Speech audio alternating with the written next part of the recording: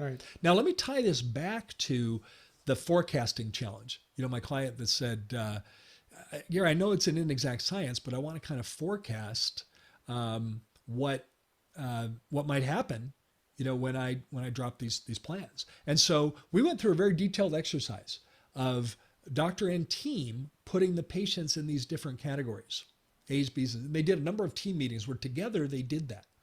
And by the way, they didn't always match up in every case with what the doctor thought was an A patient and what the team thought. They sometimes varied, and then they talk about it and decide where to put the patient. The truth is there could be A minus patients and B plus patients, B minus patients, C plus patients. There's gray is my point.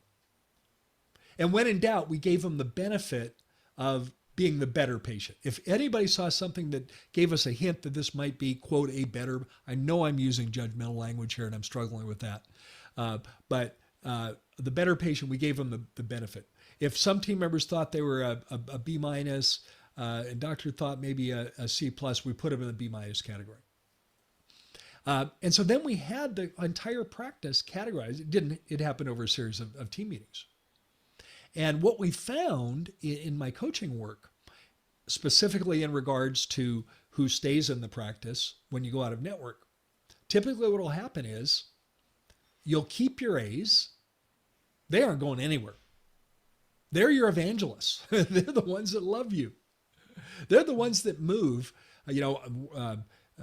Think about some cities near in there where people move around a lot.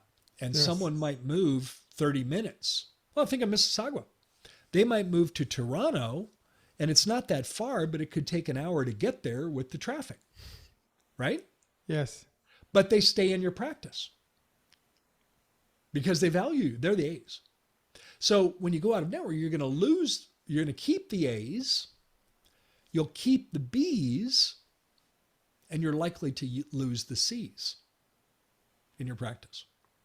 Now, every time we've done this in my client base, it's been reassuring to go through this categorization because we're able to look at the composition of the patients and do some forecasting on what might happen and who we might keep.